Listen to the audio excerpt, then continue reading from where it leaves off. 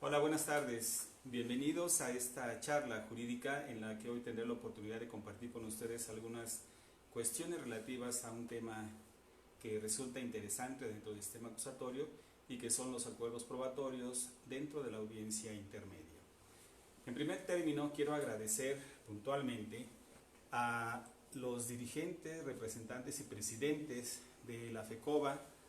a CONCAM, Asociación de Abogados Juristas del Estado de México, al Colegio de Abogados del Estado de México, así como a la Organización Mundial de Abogados, Delegación Estado de México, al Colegio de Abogados, asociaciones de la Ciudad de México, al Instituto Nacional de Ciencias Forenses, a la Barra de Abogados de Atlacomulco, a la Barra Nacional de Abogados Sede Regional de Atlacomulco, a la Asociación de Profesionistas de Derecho, Ciencias Forenses y Universitarios y al recientemente grupo creado Foro de Abogados en Liderazgo. Gracias por este patrocinio académico en cuanto a sumarse a este proyecto. Quisiera empezar a hacer un paréntesis en nuestra plática que retomar en un momento en el caso en específico del asunto que nos ocupa, en establecer esa necesidad social que tenemos de cuidarnos todos. Yo creo que la gran mayoría de nosotros hemos tenido noticia y conocimiento de algunos conocidos que lamentablemente han fallecido a consecuencia de esta pandemia universal. Es cierto que todos tenemos un derecho humano, en este caso los abogados, a un trabajo lícito, pero entendamos que y sabemos como abogados que ese derecho humano no es absoluto. Sobre este derecho humano particular o de gremio o de asociación de abogados se encuentra el derecho humano de la sociedad a la salud pública. En ese entendido, me permito, en esta calidad de ponente, exhortar a los abogados a utilizar los medios electrónicos, a actualizarse y a capacitarse para mantenerse vigentes y actuales. En particular, en el Estado de México, el Poder Judicial del Estado, a través del señor presidente, el magistrado doctor Ricardo Sodi Cuellar y el Consejo de la Judicatura, desde el inicio de este problema social, han establecido la posibilidad de llevar a cabo audiencias a través de los medios electrónicos. Han facilitado el acceso a los abogados para mantener esa vigencia y vamos a aprovecharla porque es obvio que quienes litigan, quienes dependen económicamente de su trabajo profesional a través del litigio, ahorita se ven limitados por las cuestiones de esta salud social que nos del problema de salud social que nos aqueja, pero actualizándose y buscando los mecanismos tecnológicos necesarios, dominándolos, porque los abogados como tales nos gustan los retos y un reto es actualizarse. Aquí recuerdo que en nuestra formación de trabajo, de función pública y obviamente a los abogados particulares, el uso de la computadora en su tiempo generaba también diversos problemas y ahora es una herramienta fundamental que todos utilizamos para el desempeño de nuestra función. Luego entonces no nos queda más que actualizarnos para mantenernos vigentes. En esta plática voy a emitir un punto de vista muy particular que está sujeto obviamente a disensos, a consensos, también a opiniones quizás en contra, favorables. Entendamos que nadie tiene la verdad absoluta en nada y es simplemente un punto de vista muy particular, basado en la experiencia y el conocimiento a través de la función pública que he desempeñado durante este tiempo. También vamos a caer en la idea de que el derecho como ciencia es hermoso, no es una ciencia exacta y permite tantos puntos de vista como sean necesarios, obviamente debidamente fundados y motivados. Esta plática va dirigida al público en general y me refiero en específico a los profesionistas en derecho, desde quienes tienen el dominio pleno de este sistema acusatorio hasta también a quienes apenas inician en este trabajo del conocimiento y desempeño de la actividad profesional de licenciado en Derecho. Por lo tanto, trataré de que mi lenguaje sea entendible para esta gama de asistentes a través de estos medios electrónicos. Bien, empezaré diciendo que el principio de igualdad no podemos olvidarlo, en el que estamos inmersos actualmente en el sistema acusatorio y derivado de la reforma a la Constitución Política de los Estados Unidos Mexicanos, que se adecua a los tratados internacionales de los que México es parte firmante y que se obliga a cumplir y que sus leyes estén acorde a estos mecanismos legales internacionales. Y veremos que el artículo primero de nuestra Constitución nos establece de manera clara y precisa que se refiere a todas las personas, no hace distinción entre, en el particular, en materia de derecho penal, a imputado y a víctimas u ofendidos. Además, también existe una obligación de favorecer en todo tiempo a las personas la protección más amplia, que es el principio pro persona, que, reitero, va dirigido a todas las personas. Esto también se encuentra contenido en el artículo 10 de la Declaración Universal de los Derechos Humanos, en el artículo 24 de la Convención Americana sobre los Derechos Humanos, así como en el artículo 25 del Pacto Internacional de Derechos Civiles y Políticos. En el Código Nacional lo tenemos contenido en el artículo 10 y en el artículo 11. En el artículo 10 nos habla del principio de igualdad ante la ley, en donde señala que todas las personas que intervengan en el procedimiento penal recibirán el mismo trato y tendrán las mismas oportunidades para sostener la acusación o la defensa.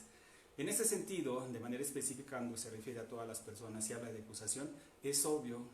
que debemos tener en esa interpretación sistemática que se refiere a la víctima o ofendida, no, o ofendido, no específicamente al Ministerio Público, porque el Ministerio Público es una institución del Estado. El artículo 11, por su parte, nos establece el principio de igualdad entre las partes. Se garantiza, señala a las partes en condiciones de igualdad y en pleno e irrestricto, el pleno y irrestricto ejercicio de los derechos previstos en la Constitución, en los tratados y en las leyes que de ellos emanen. Las partes, de acuerdo a lo que prevé el artículo 105 del Código Nacional de Procedimientos Penales, que nos establece quiénes son partes y quiénes son sujetos procesales, las partes tienen obligaciones derivadas de la propia ley. En el caso en particular, los abogados particulares, en este caso la defensa, públicos o particulares, en este caso la defensa, los contiene el artículo 17 del Código Nacional de Procedimientos Penales en cuanto a esas obligaciones que tiene. Por otra parte, el artículo 127, 128, 131 del Código Nacional nos habla de las obligaciones del Ministerio Público y además que esa función que desempeña el Ministerio Público debe estar bajo los principios y el deber de lealtad y objetividad que todos conocemos en ese aspecto. Bien, el asesor jurídico, en específico en el Código Nacional, no hay un precepto que diga cuáles son las obligaciones, pero es obvio que si bien el asesor jurídico puede y debe alegar las mismas condiciones de la defensa, le son aplicables estas circunstancias de obligación. Tan es así que si el asesor jurídico, en este caso público, que depende de una institución, si no cumple con las obligaciones que le establece la propia normatividad de su institución y derivadas de la propia ley procesal, podrá incurrir en una falta administrativa y además en la comisión de un delito. Por su parte, en este caso, de acuerdo a la ley de responsabilidades administrativas y penal, en el derecho penal, cometería el delito de incumplimiento de ejercicio indebido y abandono de funciones públicas, de acuerdo a lo que prevé el artículo 331, fracción cuarta del Código Penal, que establece de manera clara y precisa que el asesor jurídico que abandone, habiendo sido designado para representar a la víctima ofendido, aquí la abandone o descuide por negligencia, cometerá este delito. Luego entonces vamos a entender que el asesor jurídico, y aquí valga una frase muy coloquial, el asesor jurídico no es, perdón por la palabra, no es música de acompañamiento de la función del agente del Ministerio Público. Tiene obligaciones para cumplir en representación de los intereses de la víctima, en ese acompañamiento jurídico que establece la ley. Y esto, bajo estas circunstancias, vamos a ver que el defensor particular, ya sea en su calidad de defensor o de asesor jurídico particular, también incurre en este caso en responsabilidad penal, no administrativa porque él no es servidor público, pero sí en una responsabilidad penal que se denomina como delito del incumplimiento de ejercicio indebido y abandono de funciones públicas, que está contenido en el artículo 181 del Código Penal, en su fracción primera y dice que cometen este delito los abogados que abandonen el mandato, patrocinio o defensa de un negocio judicial, administrativo de trabajo sin causa justificada. En esas circunstancias, más allá de las obligaciones de las partes, también vamos a ver que, aunque no están considerados como partes, sino como sujetos procesales, la autoridad judicial, la policía, la autoridad de supervisión de medidas cautelares, en caso de incumplir con sus obligaciones, estaría también incurriendo en una falta administrativa e incluso en la comisión de un delito en materia, que será materia de conocimiento del Ministerio Público. Bien, sentado lo anterior, vamos a poder señalar ahora que existe para las partes del Ministerio Público, de suyo en sí, de acuerdo a la función que desempeña, pero sobre todo para el defensor, ya sea particular o público, y para el asesor jurídico, la investigación. Un abogado que no investigue, que no lea, que no conozca la ley, que no establezca ese conocimiento sistemático, que no domine la teoría del delito y que no domine tampoco la dogmática penal, y que sumado a esto no lea con detenimiento las constancias integrantes de la investigación practicadas por el Ministerio Público, que no se entreviste con personas para ver qué conocen, qué saben y qué es lo que le puede beneficiar a su representado, que no se constituya en el lugar donde se señala se cometió el delito, entiéndase que es una deficiencia si no realiza toda esta actividad para tener pleno conocimiento y en su momento poder elaborar una estrategia para beneficio de su representado, quien le está confiando, en este caso, si la persona está detenida, su libertad. Entendamos que el caso como tal no se descubre, no surge de manera espontánea, sino que éste se construye y esa construcción para esa construcción están obligadas las partes a investigar.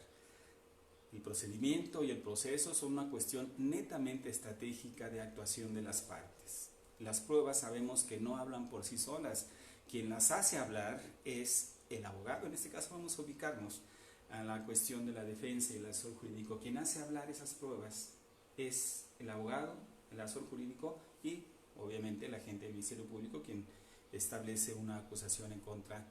de una determinada persona. ¿Qué debe hacerse primeramente para el análisis del caso? Primero, identificar preliminarmente los hechos, identificar las normas, identificar plenamente los antecedentes disponibles y en ese momento tendremos ya la posibilidad de proyectar el caso. Se requiere planear de manera estratégica el asunto y lo que nos va a permitir llevar a cabo esta actividad es la teoría del caso, llamada así por la doctrina, que no implica otra cosa que no sea la estrategia que se debe seguir o que se va a seguir por las partes. En este diseño nuevo, que no tan nuevo ya, sino en este diseño del sistema acusatorio, son las partes las encargadas de exponer y sustentar sus intereses en el trámite penal. La teoría del caso sabemos que pasa por 3 etapas. Primero, la hipótesis delictiva, después la hipótesis del caso y finalmente la teoría del caso. La hipótesis delictiva se da cuando, en este caso, la defensa, el asesor jurídico, el Ministerio Público, tienen inicial conocimiento de un hecho delictuoso. Empieza esta actividad de las partes, de los interesados en este caso ya mencionados, para poder establecer qué delito será aquel que se le está poniendo del conocimiento, con el tener el acceso a determinados elementos que le son aportados. El siguiente paso es elaborar la hipótesis del caso, cuando ya se tiene más amplio conocimiento de todas las constancias de investigación. Y finalmente, cuando se conocen todas esas constancias, se tiene comunicación con la víctima, con el ofendido, la defensa con su representado, y estos a su vez llevan a cabo esa investigación en relación a ese hecho, entonces, solo en ese entonces, se podrá establecer una teoría del caso por las partes. Refería que esta herramienta sustancial y fundamental llamada teoría del caso por la doctrina, que no es otra cosa que una estrategia que van a seguir las partes, tiene 3 elementos sustanciales que conocemos, que es lo jurídico, Y en lo jurídico debe conocerse y dominarse la teoría del delito y además la dogmática jurídica. El otro elemento son los hechos que, de acuerdo a nuestro sistema, nos encontramos en una litis penal cerrada en donde los hechos nunca van a cambiar. Lo que va a cambiar es la clasificación jurídica de acuerdo al planteamiento de la litis penal, de acuerdo a nuestro sistema. Y finalmente, las pruebas, que son los datos, medios de prueba que tenemos a nuestro alcance para poder establecer nuestra teoría del caso. Y esta teoría del caso, a desarrollarse durante el trámite procesal, dependerá necesaria y obligadamente del tipo de defensa que se vaya a seguir. Como habíamos platicado ya en un segmento anterior, cuando se me hizo la invitación por parte de FECOBA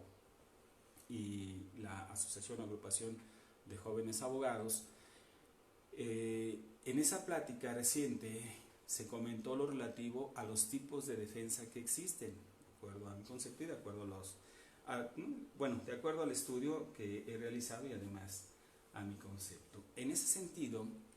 tenemos una defensa pasiva. Una defensa pasiva es la que no necesita hacer absolutamente nada porque sabe perfectamente que los elementos que tiene el agente del Ministerio Público en contra de su representado no van a acreditar que ese hecho sea constitutivo de un delito. O si bien se acredita que ese hecho es constitutivo de delito, lo que no va a acreditar el Ministerio Público es la participación o comisión de su representado. No tiene que hacer absolutamente nada.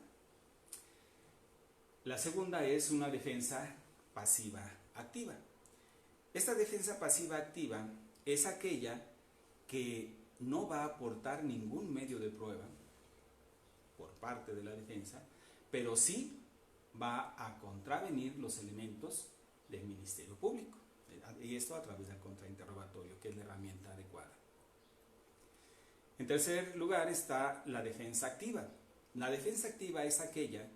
que va a contravenir los elementos que aporte el agente del Ministerio Público, pero además va a aportar elementos propios de la defensa para destruir la acusación que el Ministerio Público sustenta en contra de su representado. Y otro tipo de defensa lo es la defensa afirmativa, que en mi concepto se divide en defensa relativa y defensa afirmativa relativa y defensa afirmativa absoluta. La defensa afirmativa relativa es aquella que va encaminada a acreditar alguna atenuante en beneficio de su representado, ya sea una riña, un exceso en la legítima defensa, una capacidad considerablemente disminuida cuando no pueda ser considerada como causa de inculpabilidad, un caso de error invencible al realizar la acción sobre alguno de los elementos esenciales que integran el delito, que no remite a la culpa, cuando el delito así lo permita. El error invencible respecto de la ilicitud de la conducta, ya sea porque el sujeto desconozca el alcance de la ley o porque crea que su conducta se encuentra justificada.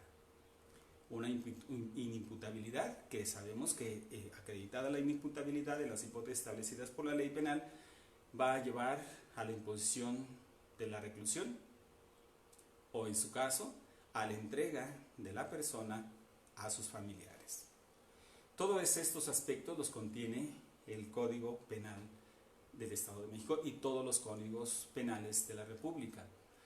Y existe la defensa afirmativa absoluta, que no es otra cosa que la defensa va a acreditar alguna excluyente del delito o de responsabilidad penal. Esto conforme a lo que prevé el artículo 15 del Código Penal en el Estado de México. De acuerdo a este tipo de defensa que se persiga, es obvio que se hará el planteamiento de la teoría del caso y además se hará el ofrecimiento correspondiente de los medios de prueba. ¿Qué se debe hacer una vez ya establecida plenamente la teoría del caso, de que se conocen perfectamente todos los elementos de prueba existentes, que se llevó a cabo un estudio minucioso del asunto, que se investigó, que se acudió al lugar del hecho, que se llevó a cabo comunicación con varias personas y que se tuvo acceso al pleno dominio como una formación de abogado que todos tenemos, de profesionista en derecho que todos tenemos, de la teoría del delito y la dogmática jurídica? Bien, una vez ya conociendo todos estos elementos, podemos determinar si se acepta un procedimiento abreviado, si se accede a una suspensión del proceso, si se gestiona un acuerdo reparatorio, si se puede acceder a un criterio de oportunidad,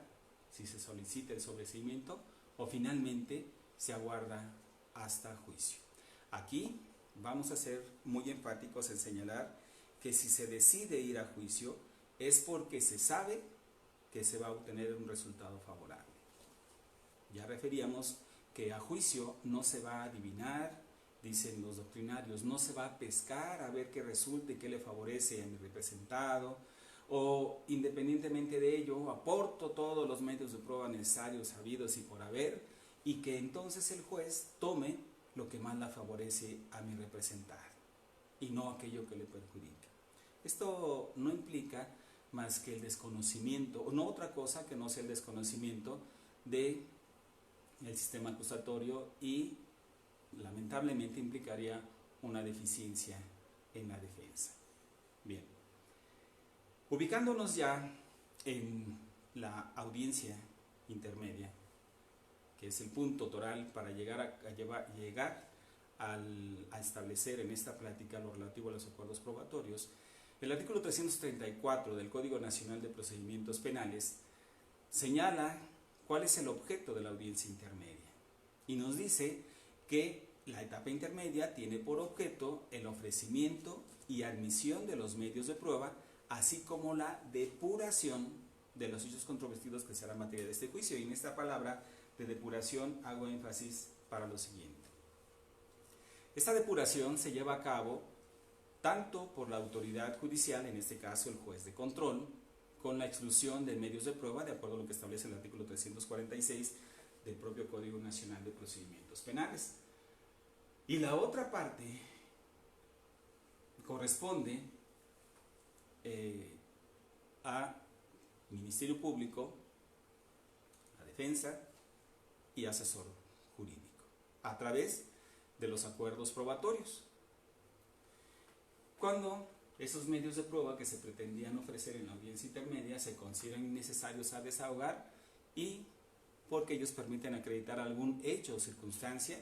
que no será motivo de debate, es decir, no va a contravenirse. Y esto, reitero, para con la defensa, va de acuerdo al tipo de defensa que se pretenda seguir durante este juicio.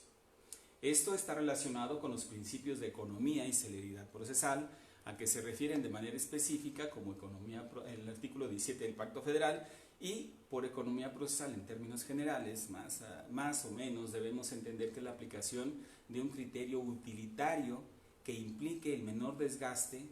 de las partes y de la autoridad jurisdiccional. La celeridad procesal es tramitar los juicios con la mayor prontitud, evitando dilaciones que distraigan del aspecto sustancial o principal que es motivo de debate. Esto siempre bajo la tutela judicial efectiva y con ello dar cumplimiento al debido proceso, es decir, no afectar los intereses ni los derechos de ninguna de las partes. Esto, reitero, esto hacía mención, se ve reflejado en el artículo 17 del Pacto Federal, cuando establece que toda persona tiene derecho a que se le administre justicia por los tribunales que estarán expeditos para impartir en los plazos y términos que fijen las leyes, emitiendo sus resoluciones de manera pronta, completa e imparcial. Aquí en ocasiones cometemos un error cuando nos dice o cuando mencionamos las características de la defensa y decimos que la defensa debe ser expedita, pronta y completa. No, la defensa, en este caso, las características de la administración de justicia serán que es pronta, completa e imparcial. El hablar de que será expedita, no. Los órganos del Estado son los que estarán expeditos, estarán prestos para llevar a cabo esta actividad establecida por la ley como una obligación que tiene el Estado para con los ciudadanos. Esto lo vamos a ver relacionado con el artículo 335, que se refiere a la acusación del Ministerio Público, y aquí vamos a ver de manera clara que el Ministerio Público en la acusación tiene imperativos, porque si nosotros analizamos el artículo 355, nos dice que deberá contener en forma clara y precisa. Cuando dice deberá, es un imperativo que debe cumplir el Ministerio Público, y el artículo 335 nos establece todos aquellos requisitos en las diversas fracciones que debe cumplir la acusación del Ministerio Público. En este sentido, voy a hacer mención que señala en particular que el Ministerio Público debe hacer mención clara y precisa de la víctima ofendido y del asesor jurídico. ¿Qué quiere decir esto? Que es un error, y esto va para quienes en su momento representen los intereses de la víctima como asesor jurídico, de la víctima ofendido en ese acompañamiento jurídico de la víctima ofendido, que es un error que el Ministerio Público en el escrito de acusación, que es cuando plantea materialmente la litis penal ante la autoridad judicial, mencione que la víctima ofendido renunció a su derecho de nombrar un asesor o a que le fuera nombrado un asesor, y que con la representación del Ministerio Público es suficiente o le basta. Esto es un error, y además es una deficiencia de actuación del Ministerio Público que pudiera generar, en mi concepto, una reposición de procedimiento, porque se está afectando los derechos de la víctima u ofendida. Esto aquí lo tenemos de manera muy clara si hacemos una interpretación sistemática del artículo 1 del Pacto Federal, del artículo 7, 12 y 168 de la Ley General de Víctimas, de los artículos 17, 18, 57, 110 y 132 del Código Nacional de Procedimientos Penales, en donde el derecho de la víctima a contar con un asesor jurídico no es potestativo si quiere, no, es una obligación de hacerle del conocimiento los derechos a la víctima, y entre ellos que tiene ese derecho de estar asistido por un asesor jurídico, y que si no quiere o no puede nombrarlo, el Estado le va a nombrar uno, en este caso un asesor jurídico público. Bajo estas circunstancias vamos a entender,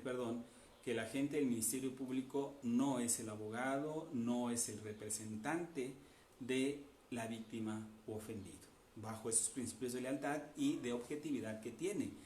Ese deber de objetividad es recabar los elementos de prueba, ordenar y practicar las diligencias de investigación necesarias para determinar la acreditación del hecho y de la participación o comisión del sujeto.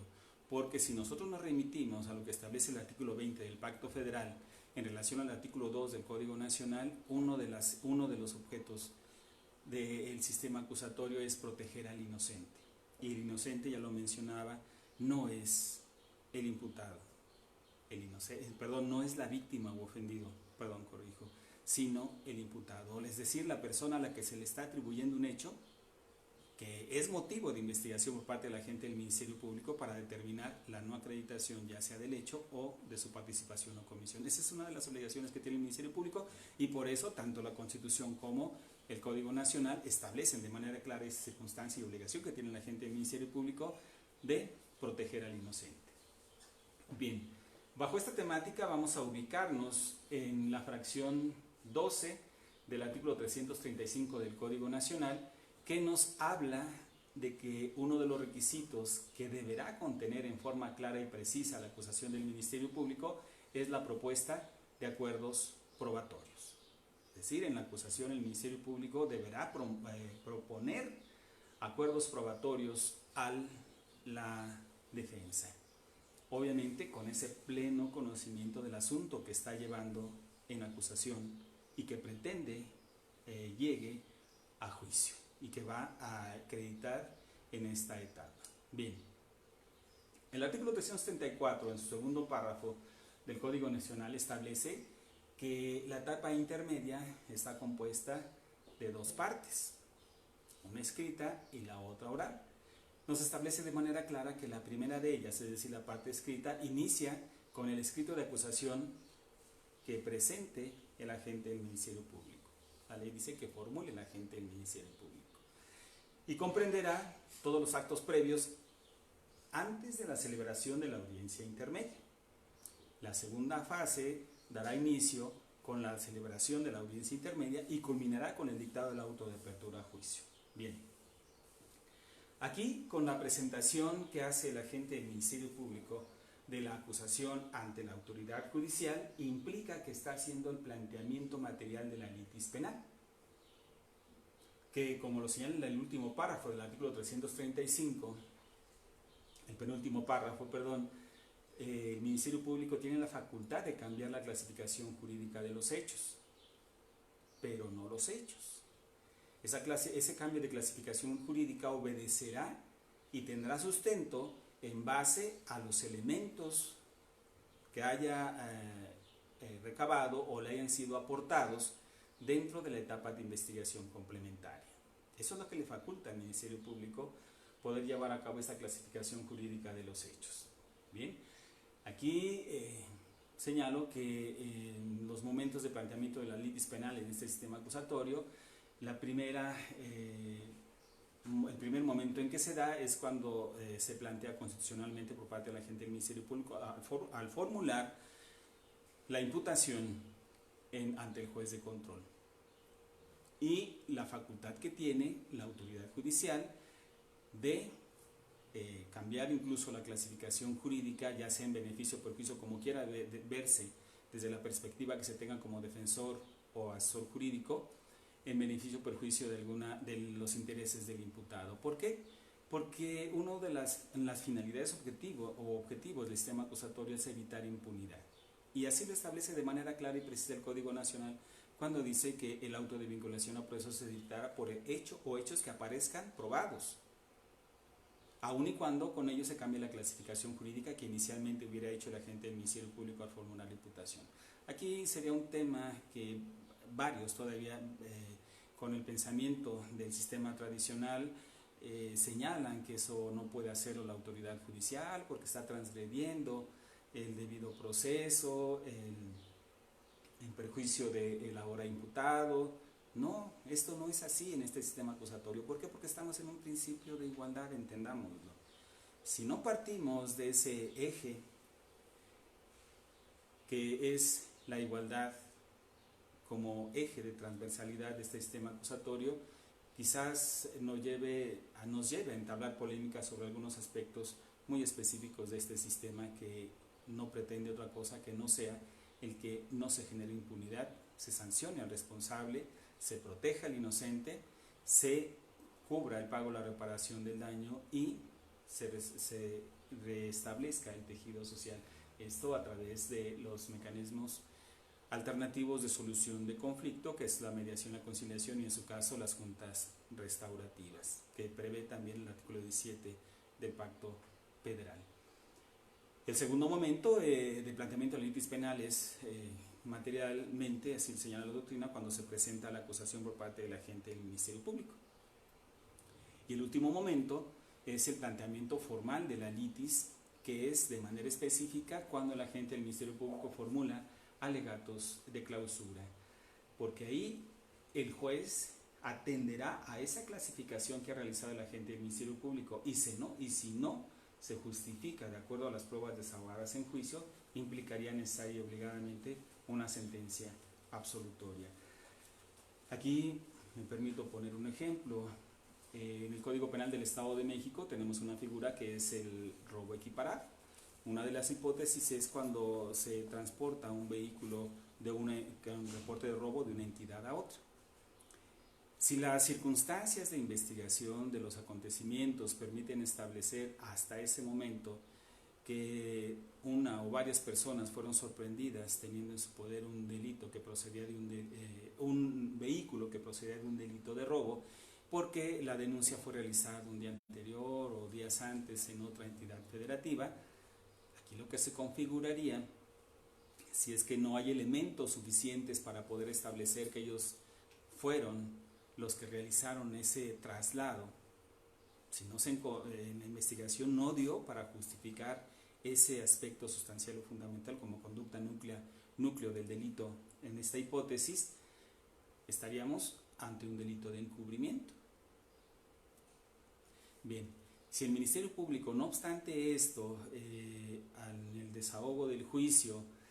no acredita ante la autoridad judicial ese aspecto fundamental en el sentido de que ellos o el acusado fue quien realizó el traslado de una entidad a otra del vehículo y los elementos probatorios únicamente permiten demostrar que él era quien poseía ese vehículo que tenía un reporte, que procedía de un delito de robo y que no justificó la razón legal lícita de su tenencia, y el Ministerio Público acusa por el delito de robo equiparado, la consecuencia, sabemos, sería una sentencia absolutoria. Bien, aquí únicamente para hacer énfasis a lo importante de conocer el planteamiento de la litis penal que tiene el Ministerio Público, que tienen las partes, defensa, asesor jurídico, para poder establecer su planteamiento de estrategia a seguir en juicio que pretende acreditar. Bien, si bien el Código Nacional de Procedimientos Penales permite que el agente del Ministerio Público en los alegatos de apertura cambie la clasificación jurídica, en mi concepto,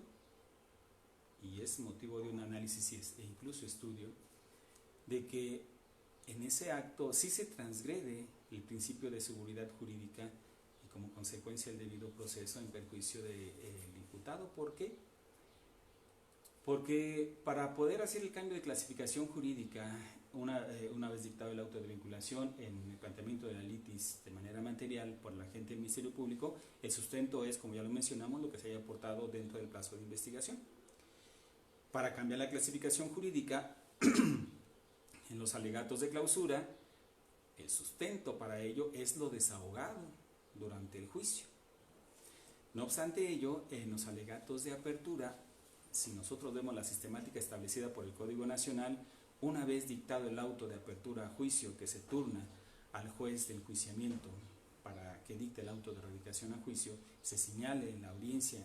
en la que se señale la fecha y hora en que iniciará la audiencia de juicio, no hay ningún acto procesal que exista entre ese momento del dictado del auto de apertura a juicio al inicio de la audiencia de juicio. Luego entonces, en mi concepto, faltaría ese elemento fundamental que sería que diera sustento a ese cambio de clasificación jurídica. Sin embargo, lo contempla la ley, pero sería un tema muy específico de abordar. Bien.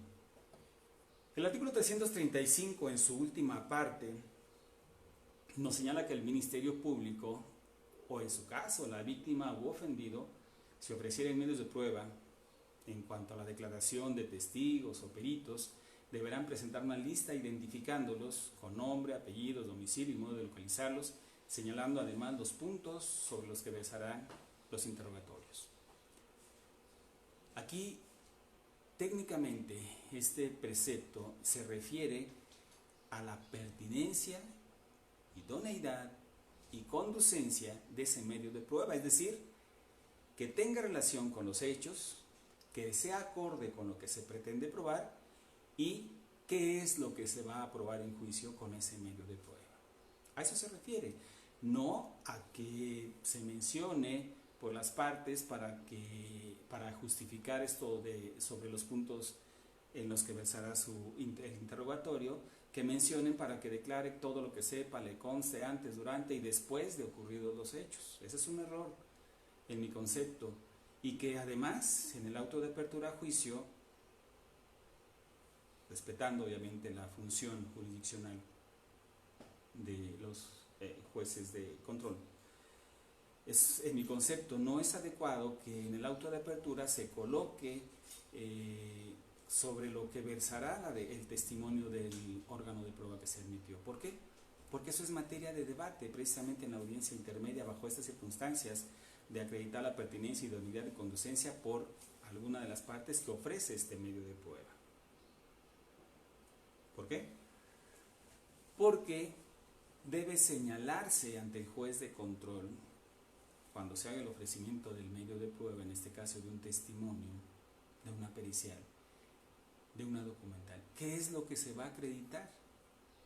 No establecer los puntos como los puntos sobre los cuales versará su interrogatorio será cuál es su domicilio, cuánto tiempo tiene viviendo en él, desde cuándo conoce al señor fulano de tal, qué sabe en relación de los hechos. No, eso es motivo del debate. Y en el auto de apertura únicamente establecer que se admitió ese testimonio, su domicilio, el nombre completo, su domicilio donde puede ser localizado y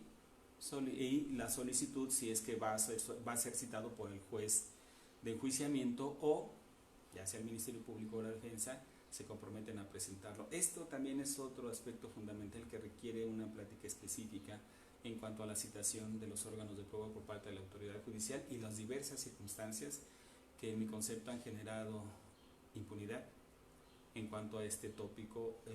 no adecuado en que se le exija que las partes sean quienes presenten a los órganos de prueba, sobre todo al Ministerio Público, porque ahí entendamos, bueno,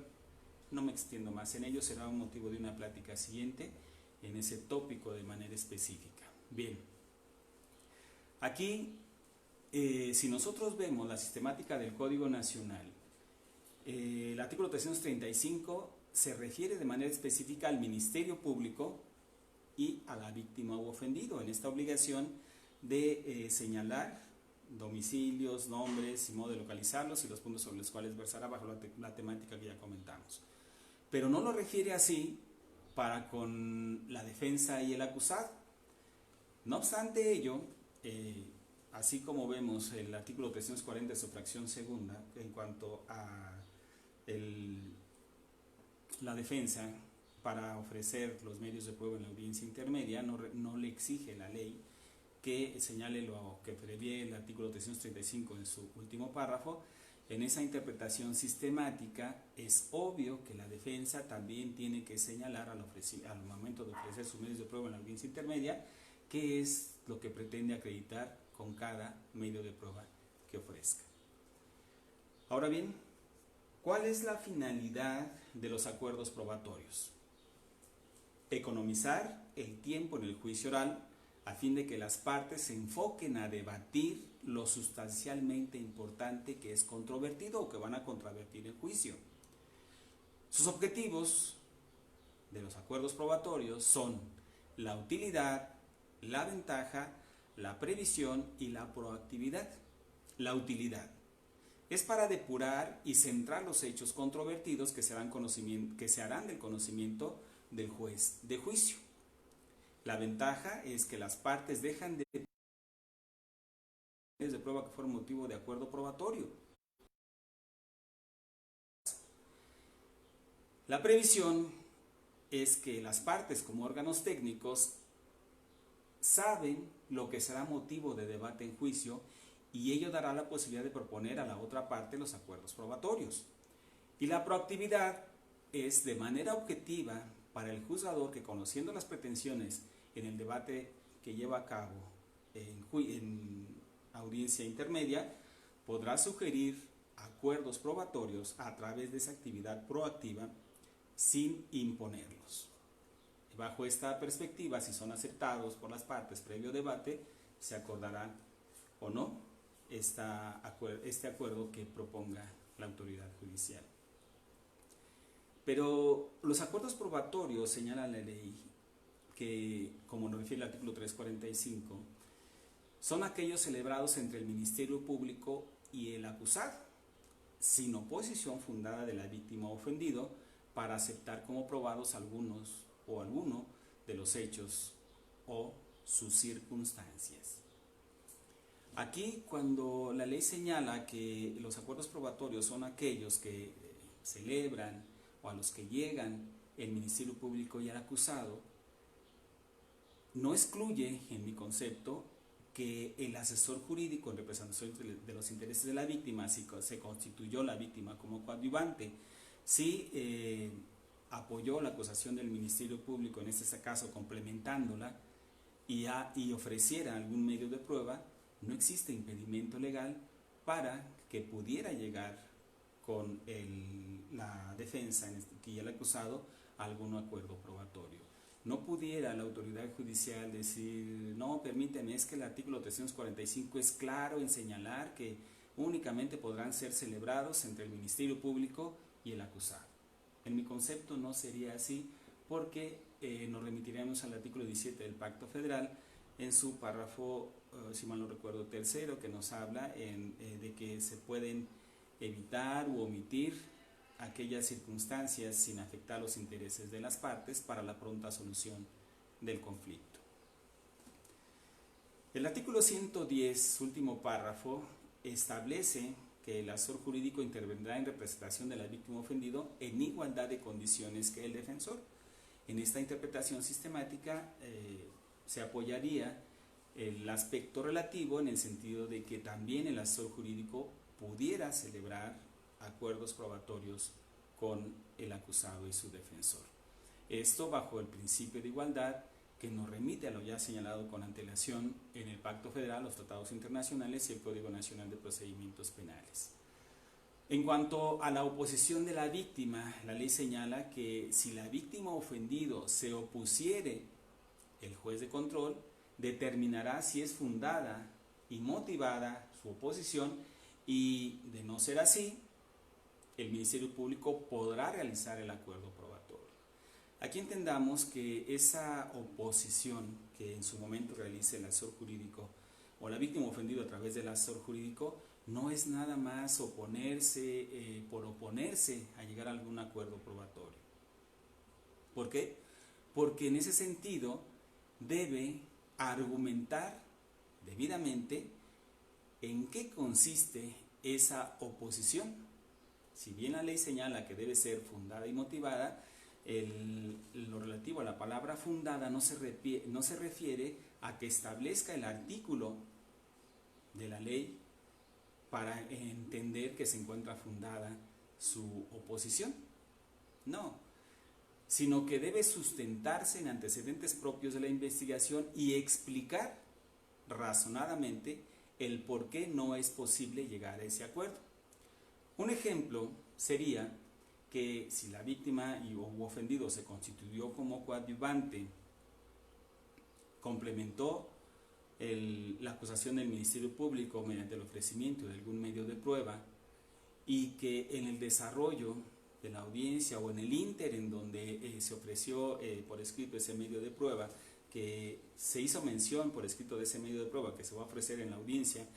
existe un replanteamiento y se advierte que ya no es necesario debatir sobre ese punto y que pudiera ser un acuerdo probatorio, luego entonces podrá llegar a ese. Sin embargo,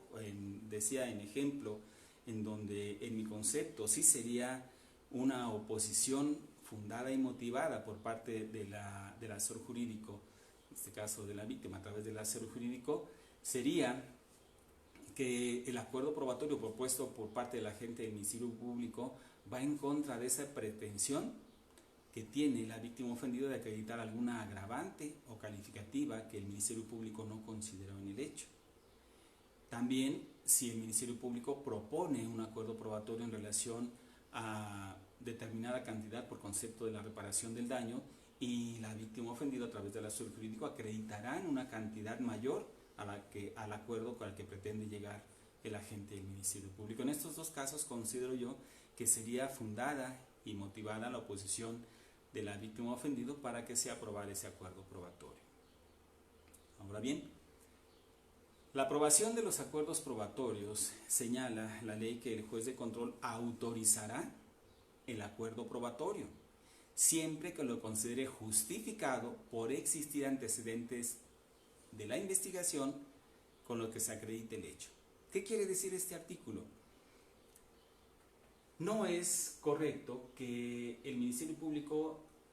proponga en su escrito de acusación determinados acuerdos probatorios a la defensa, que en la audiencia intermedia, llegando a este tópico, a este acto procesal relativo a los acuerdos probatorios, el juez se dirija a la víctima ofendida, a la defensa, a la víctima ofendida y les diga que, como ya tienen conocimiento de los acuerdos probatorios que está proponiendo el agente del Ministerio Público, se pronuncian al respecto si los acepta la defensa y si no hay oposición de la víctima ofendida a través del asesor jurídico, y si no lo hay, entonces el juez los autorice. No, aquí se requiere una necesaria argumentación de las partes. ¿Por qué? Porque son quienes conocen la esencia del asunto, que además ese acuerdo probatorio deben valorar y ponderar, que sea acorde con su planteamiento de estrategia que van a pretender pretenden acreditar en juicio. Y entonces el juez deberá abrir debate en la propuesta de acuerdo probatorio del Ministerio Público para con la defensa, y previa consulta con su representado le haga del conocimiento lo anterior y entonces lo acepte o no, debiendo establecer las razones y darle el uso, primero darle uso a la palabra al asesor en representación de los intereses de la víctima ofendido para que determine si existe una oposición fundada o no. En caso de que se oponga, como ya lo mencionamos con antelación, deberá expresarse los motivos, argumentar y fundar y motivar adecuadamente esa oposición y el juez determinará. Bien. En ese aspecto me detengo un poco para poder reflexionar en cuanto a la importancia y trascendencia de los acuerdos probatorios. Es común que las partes, si me refiero de manera específica al Ministerio Público, no podría referirme a alguien más, ¿verdad? Ministerio Público, Asesor Jurídico y Defensa, mencionan que independientemente de su planteamiento que le expusieron al juez que pretenderán acreditar en juicio, se niegan a acuerdos probatorios. Menciono que en ocasiones me correspondió a mí conocer oposición del Ministerio Público en aquellos aspectos donde la defensa diría no va a haber debate sobre eso. Propongo el acuerdo probatorio en ese sentido y el Ministerio Público se oponía, argumentando que tenía que consultarlo con su superior o que su superior no le había autorizado llegar a ningún acuerdo probatorio. Esto, más allá de una circunstancia no entendible, va en contra de la celeridad y economía procesal de este sistema que se pretende con los acuerdos probatorios. ¿Por qué? Porque en esos casos al Ministerio Público le interesaba que se publicitara ese medio de prueba en esas condiciones cuando bien pudo haberlo o existe la posibilidad de llegar a ese acuerdo probatorio y no desgastar a las partes, no desgastarse ni tampoco desgastar a los órganos de prueba acudiendo a audiencia cuando es algo que no trasciende en esencia y no va a ser debatido en juicio. Por la otra parte, el asesor jurídico,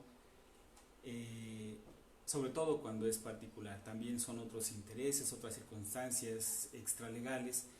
o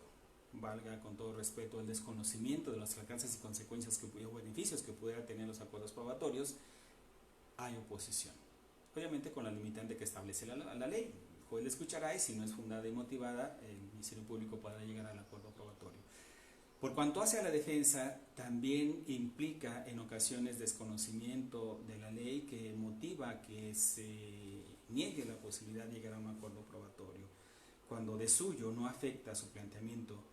que pretende acreditar en juicio y sí beneficiaría la agilidad del trámite para llegar lo más pronto posible a la solución definitiva de este asunto.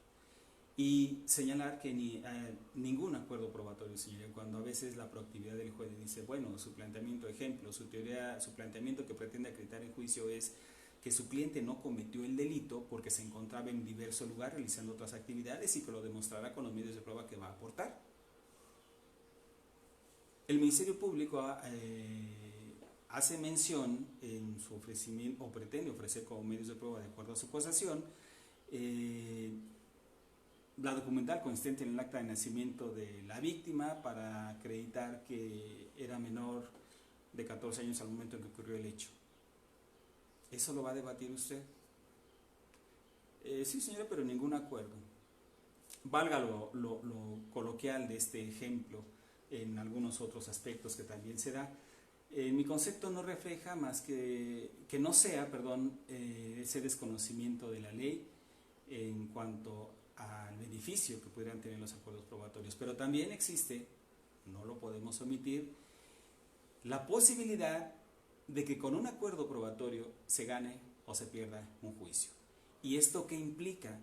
La obligación del perfecto conocimiento del sistema acusatorio, porque no se va a jugar con la libertad de una persona, en este caso en cuanto a la función de la defensa, y pretender alguna otra circunstancia diversa en juicio, a ver qué pasa, qué sucede, a lo mejor la víctima no viene y entonces ya yo me encargo de que no venga, en fin, son otras cuestiones extralegales que pudieran influir en el resultado de la sentencia. Pero Aquí el llegar a acuerdos probatorios, entendámoslo, agiliza el trámite procesal, permite que las partes se enfoquen a lo que realmente es motivo de controversia y sea la solución más pronta, sobre todo cuando una persona está privada de su libertad. Se entiende, reitero, que si se va a juicio es porque se sabe que se va a ganar, no a ir de pesca, dicen los doctrinarios, a ver qué sucede. No, el juicio, el trámite procesal, el proceso, el procedimiento es una cuestión netamente estratégica. Debe planearse adecuadamente y saber si yendo a juicio se va a obtener una sentencia favorable, en este caso para el acusado. Y si no, entendamos que no siempre una sentencia absolutoria es el éxito de un defensor. Conociendo el asunto, la ley permite varias formas de solucionar el conflicto jurídico y que el imputado resulte lo menos afectado,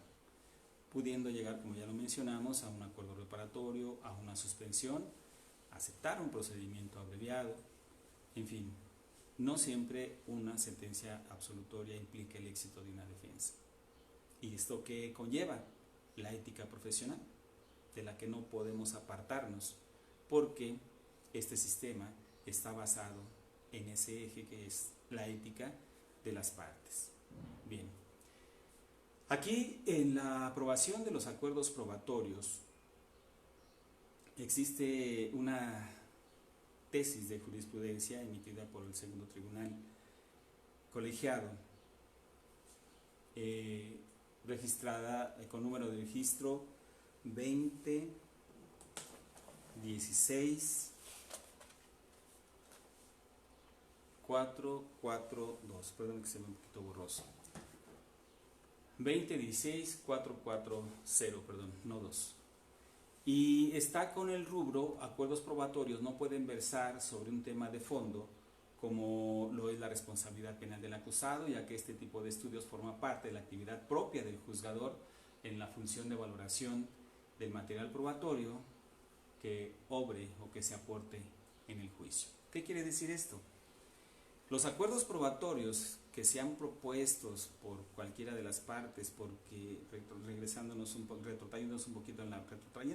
la plática, si bien la ley dice que son acuerdos probatorios, que la acusación del Ministerio Público deberá contener la propuesta de acuerdos probatorios, si nos fijamos en cuanto a las obligaciones y facultades que tiene la defensa, no está el proponer acuerdos probatorios, lo que no implica que la defensa no esté posibilitada legalmente para proponer al Ministerio Público y al asesor jurídico acuerdos probatorios de acuerdo al planteamiento de defensa y al tipo de defensa que va a llevar a cabo. Pero estos acuerdos no pueden ir en cuestiones, no pueden celebrarse, ni tampoco el juzgador puede aprobarlos cuando sean cuestiones de fondo, en este caso sobre la responsabilidad penal del acusado. ¿Por qué? Sería contra natura, si voy a ir a juicio, celebrar un acuerdo probatorio en donde estoy reconociendo alguna circunstancia de fondo de responsabilidad de mi representado. Aunque esa es la regla general, porque sabemos, como ya lo mencionamos, si nosotros llevamos a cabo una defensa afirmativa,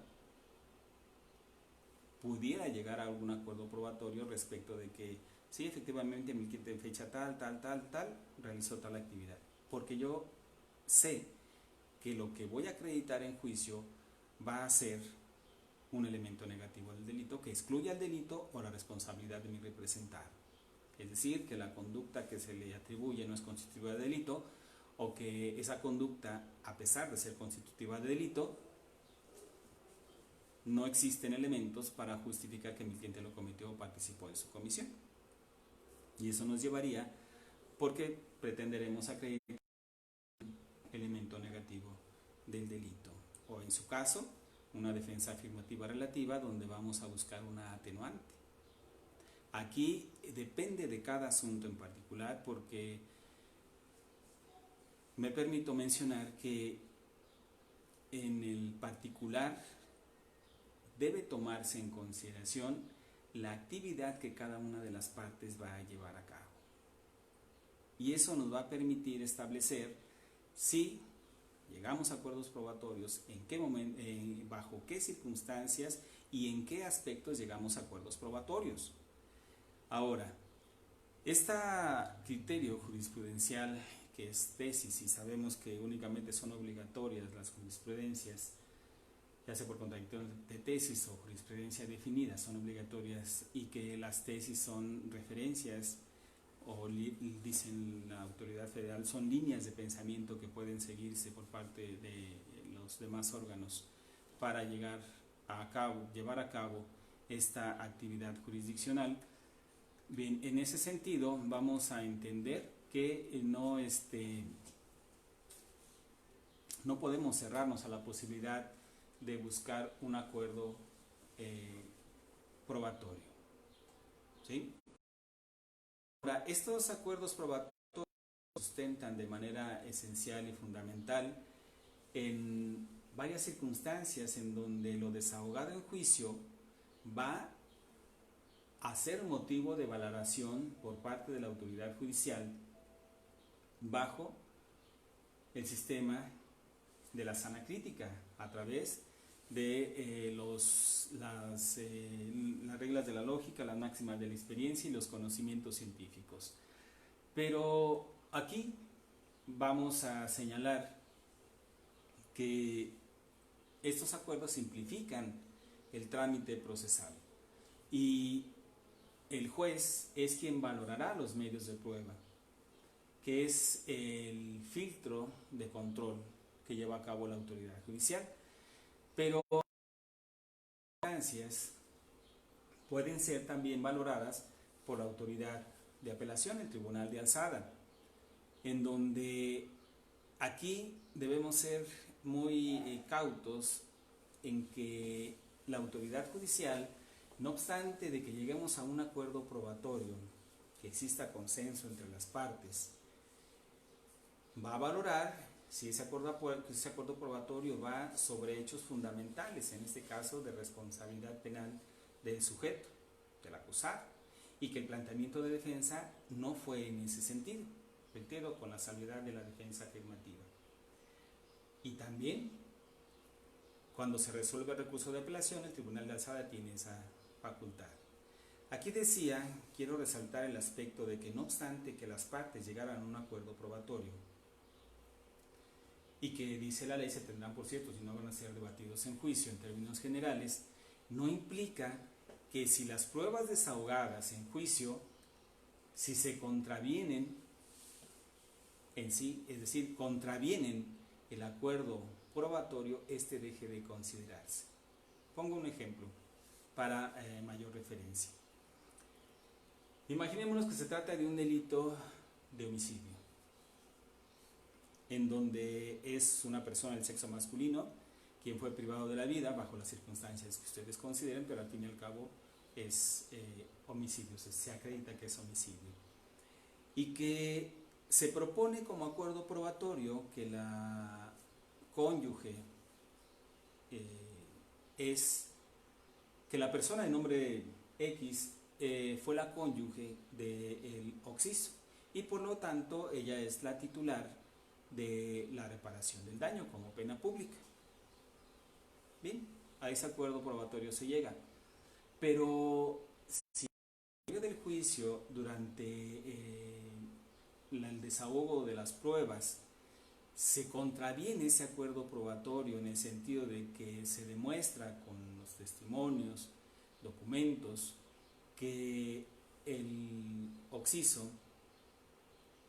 había contraído matrimonio civil previamente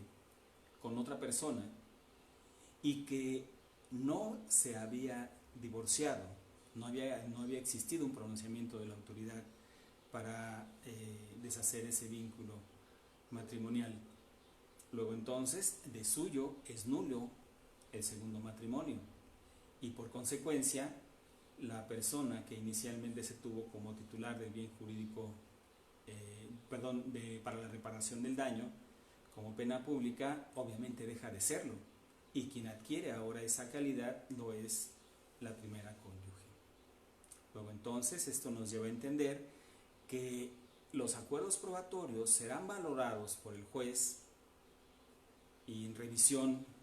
analizados por el Tribunal de Alzada en base al desahogo al contexto del desahogo de pruebas, que no lo contravengan, sino que lo refuercen. De contravenirse este acuerdo probatorio con los medios de prueba, es obvio que va a dejar de ser tomado en consideración, en valoración, por parte de la autoridad judicial. Así, esto permite establecer de manera muy clara esas facultades que tiene la autoridad judicial para llevar a cabo la valoración en su momento de los acuerdos probatorios en base con base al contexto de las pruebas desahogadas en juicio, y en ese sentido poder emitir la resolución que conforme a derecho corresponde en cada juicio. Agradezco su atención a reiterando mi agradecimiento a las agrupaciones de abogados que se sumaron a este proyecto y que será uno de muchas pláticas que se llevarán a cabo por parte de este juzgador, sobre todo tomando en consideración que podría ser, se avisará con tiempo suficiente y también el título para que estén atentos a este sentido, y que puntualizo, no es más que un punto de vista personal y particular de este tema que se me hace a mí muy interesante, y hablo de manera en el aspecto superlativo, muy interesante. ¿Por qué? Porque si nosotros nos damos cuenta de toda la literatura que existe en cuanto al sistema acusatorio, si ponemos un poquito de atención, es poco el tiempo que se le dedica a la etapa intermedia, cuando es el cimiento del juicio. Dame cuenta que es el material que vamos a llevar o que vamos a utilizar para edificar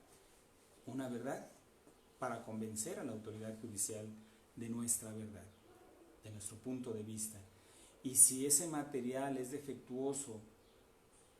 obviamente no va a permitir que nuestro juicio tenga esa solidez, el desahogo de pruebas y nuestra pretensión en el juicio no tenga esa solidez para convencer a la autoridad judicial. ¿Qué implica esto? Que debemos estar atentos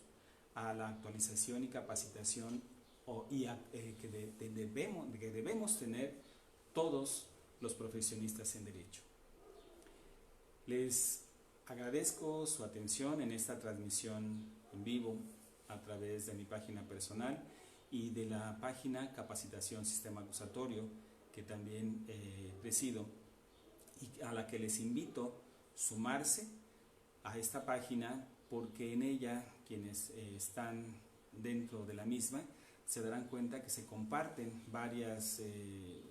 tópicos de derecho, no solo, principalmente de derecho penal en el sistema acusatorio, pero también de otras áreas, de otras materias que son de conocimiento general. Si me permiten, a través de la página de Capacitación Sistema Acusatorio, leeré con atención los cuestionamientos, preguntas y sugerencias que veo ahorita a través de la tablet me han realizado, para dar contestación a través de este medio y no quede en el limbo su intención de preguntar alguna circunstancia relativa a este tópico en específico. También me permito mencionar que estoy concluyendo un artículo en donde propongo que no únicamente en la audiencia intermedia puedan llevarse a cabo acuerdos probatorios entre las partes, sino también las posibilidades de que esto se lleve en juicio, y ese estudio me permitiría, una vez concluido, publicarlo y hacerlo de conocimiento a través de la página de Capacitación Sistema Acusatorio. Les agradezco mucho su atención, su paciencia, espero no haberlos cansado, y los espero próximamente en otra charla jurídica. Muchas gracias. Les abrazo con afecto.